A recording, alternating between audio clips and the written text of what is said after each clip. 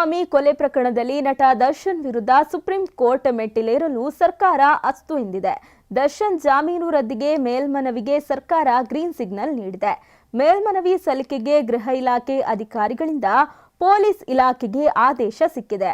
ನಟ ದರ್ಶನ್ಗೆ ಹೈಕೋರ್ಟ್ ಪೂರ್ಣ ಪ್ರಮಾಣದ ಜಾಮೀನನ್ನ ನೀಡಿದ್ದು, ಬೆಂಗಳೂರು ಪೊಲೀಸರು ಈ ತೀರ್ಪನ್ನ ಪ್ರಶ್ನಿಸಿ ಸುಪ್ರೀಂ ಕೋರ್ಟ್ಗೆ ಮೇಲ್ಮನವಿ ಸಲ್ಲಿಸೋಕೆ ಸಿದ್ಧತೆ ನಡೆಸಿದ್ರು.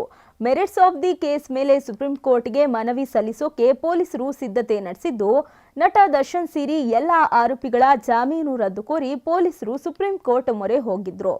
ಜೀನಿ ಪರಿದನ್ water super market, hotel, restaurant ಹಾಗೂ ನಿಮ್ಮ ಮನೆಯ ಯಾವುದೇ ಶುಭ ಸಮಾರಂಭಗಳಿಗೆ ಜೀನಿ ಮಿನರಲ್ ವಾಟರ್ ಸರಬರಾಜು ಮಾಡಲಾಗುತ್ತೆ.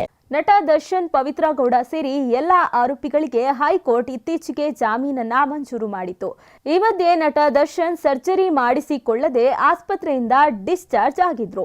ಈ ಬೆನ್ನಲ್ಲೇ ಪೊಲೀಸರು ಸುಪ್ರೀಂ ಕೋರ್ಟ್ ಮೊರೆ ಹೋಗೋಕೆ ಸಿದ್ಧತೆ ನಡೆಸಿದ್ದು, ಸುಪ್ರೀಂ ಕೋರ್ಟ್ಗೆ ಮೇಲ್ಮನವಿ ಸಲ್ಲಿಸೋಕೆ ಗೃಹ ಇಲಾಖೆ ಗ್ರೀನ್ ಸಿಗ್ನಲ್ ನೀಡಿದೆ.